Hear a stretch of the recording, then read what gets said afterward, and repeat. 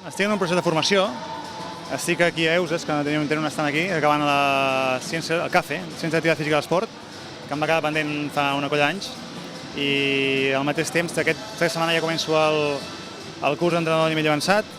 I aproximadament en un any i mig, hauria de tenir tota la titulació necessària com per començar en el món professional com a entrenador, o en un cos tècnic, que és una mica la direcció cap on vull dirigir-me. Ara mateix no.